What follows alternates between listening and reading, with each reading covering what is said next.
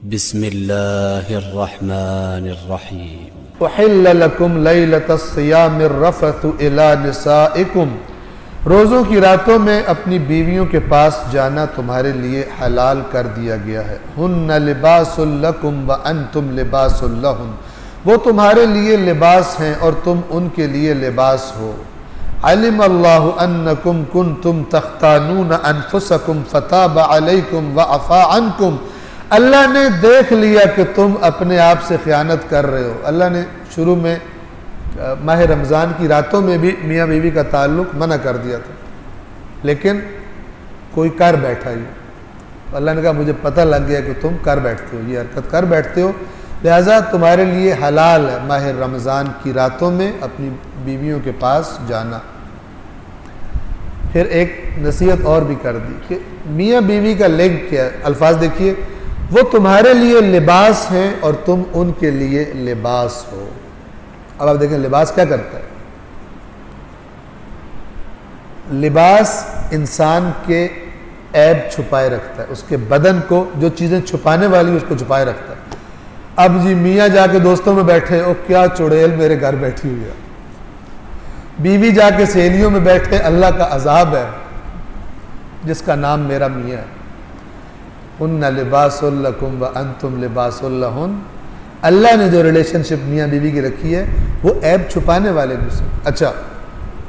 سخت سردی میں لباس موسم کی شدت سے بچاتا ہے۔ کیا مطلب؟ یعنی اگر شوہر کو کوئی تکلیف ہے، بیوی اس کی تعاون کر رہی ہے اس تکلیف کو کم کرنے میں، بیوی کو تکلیف ہے، شوہر اس کا ہیلپ کر رہا ہے اس کو، یعنی یہ قرآنی نظریہ ہے، ٹھیک ہے، یہ قرآنی نظریہ ہے میاں بیوی کی آپس میں۔ وہ ایک کلپ دیکھا تھا جس میں فون آتا ہے میاں کو اور وہ کہتا ہے جی امی، تو وہ ادھر سے کہتی ہے کہ ہم تمہارے گھر آ رہے ہیں، جی امی ضرور آئے آپ ضرور، اصل میں وہ اس کی بیوی کی امی ہوتی ہے، اور بیوی جو دیکھ رہی ہے فون پہ، دیکھ دیکھ کے اس کے چہرے کا رنگ بدل رہا ہے غصے سے، جیسے میاں نے فون کیا پھر تمہاری ماں آ رہی ہے، منہ اٹھا کے ہر وقت جو ہے وہ کہتے ہیں پھر ماں، اس نے کہا امی آ رہی ہیں کوئی بات نہیں، اتنا غصے میں نہیں، میں گھر چھوڑ کے چلی جاؤں گی، تم نے کہا خود پکاؤ گے خود کھلاؤ گے فلان، اتنے میں پتہ چلتا ہے جناب وہ بیل بجتی ہے دروازے کی کچھ دیر کے بعد، تو مثلا وہ دکھاتے ہیں کہ وہ آ رہے ہیں، یہ غصے میں کہتی ہے جاؤ خود جا کے لے کر آؤ فلان، اب جب اندر آتے اس کی ماں ہوتی ہے، اب آپ خود سوچیں کہ کیا فیلنگ ہوگی اس کی، کس کو میں کہہ رہی تھی کہ کہتی ہے آپ نے بتایا کیوں نہیں کہ میری امی، ٹھیک ہے۔ اللہ کے نبی نے فرمایا انسان کے 3 باپ ہیں، ایک وہ جس کی صلب سے پیدا ہوتا ہے، ایک وہ جو اس کو بیٹی دیتا ہے، ایک وہ جو اس کو بیٹی دے، آپ خوبصورتی دیکھیے دین، ایک وہ جو اس کو علم سکھاتا ہے، 3 باپ ہیں اس کو۔ اور یہ نہیں کہ عورتیں کہیں کہ یہ تو مردوں کے لیے ہے، ہمارے لیے تھوڑی ہے، برعکس بھی ہوئی، یا ایھا الذین آمنوا میں عورتیں بھی شامل ہیں، یعنی ہر عورت کے بھی 3 باپ ہیں، ایک وہ جس سے پیدا ہوئی ہے، ایک وہ جس نے اسے شوہر دیا، جس کی وہ بہو ہے، اور ایک، اور اسی طرح ساسوں کو بھی اسی پیرائے میں، شوہر کی بیوی جو ہے وہ بھی بیٹی ہے، لیکن ہمارے یہاں تو مشہور ہے کہ بہو اور ساس کا جو رشتہ ہے نا وہ عجیب و غریب ہے۔ ایک شعر سنا تھا مزاحیہ، اس کا ترجمہ بیان کر دیتا ہوں کہ کہتا ہے کہ میرے باس کی ساس کو پکڑ کر ڈاکوؤں نے میرے باس کو دھمکی دی ہے کہ اگر تم نے اتنے پیسے نہ دیے تو ہم تمہاری ساس کو چھوڑ دیں، ٹھیک ہے، اور اگر تم نے پیسے دے دیے تو ہم تمہاری ساس کو پکڑے رکھیں گے، اگر تم نے نہ دیے تو ہم تمہاری ساس کو چھوڑ دیں گے، یہ دھمکی تھریٹ دی ہے اس کو۔ اس قسم کا لنک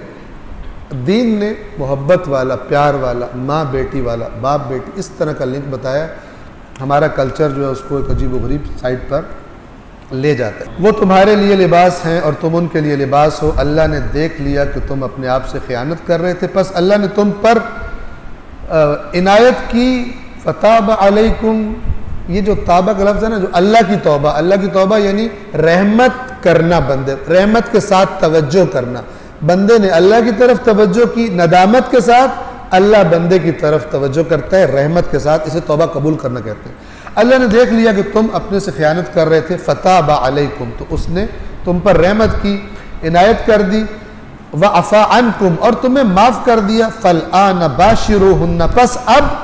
ان کے نزدیک جاؤ، فابتغوا ما کتب اللہ لکم اور جو اللہ نے تمہارے لیے لکھا ہے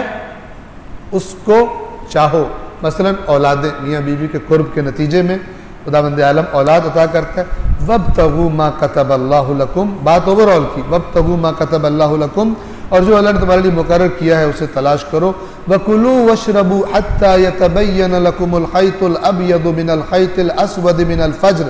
اور کھاؤ اور پیو یہاں تک کہ سفید دھاگا سیاہ دھاگے سے الگ ہو جائے، واضح ہو جائے، جو فجر کا وقت، من الفجر یہ من بیان کے لیے یعنی فجر، دو فجر ہوتی ہیں، ایک فجر کاذب اور ایک فجر صادق۔ فجر کاذب وہ ایک تھوڑی سی روشنی ہوتی ہے جو آ کے پھر غائب ہو جاتی ہے، اس کے بعد فجر صادق ہوتی ہے جب نماز کا ٹائم شروع ہوتا ہے، وہ مراد ہے یہاں پر۔ ثم اتم الصیام الی اللیل پھر رات تک روزے کو تمام کرو، رات تک روزوں کو تمام کرو، ولا تباشروہن وانتم عاکفون فی المساجد اور بیویوں سے مباشرت نہ کرو جب تم مسجدوں میں اعتکاف کر رہے ہو۔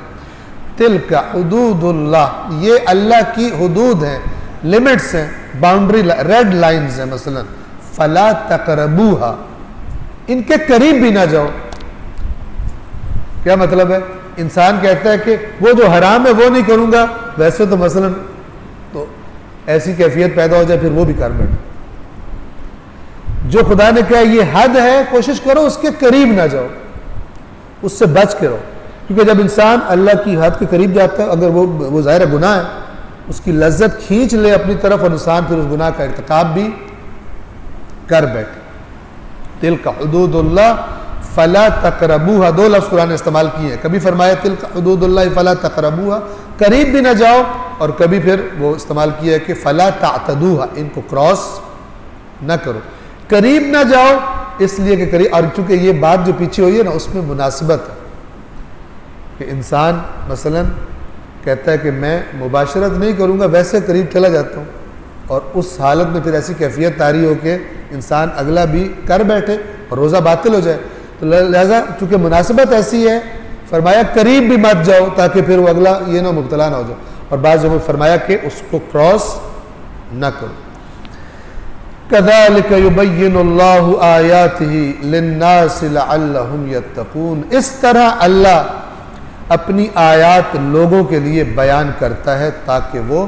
تقوی اختیار کرے، تاکہ جن چیزوں سے اللہ روک رہا ہے ان سے بچ سکے۔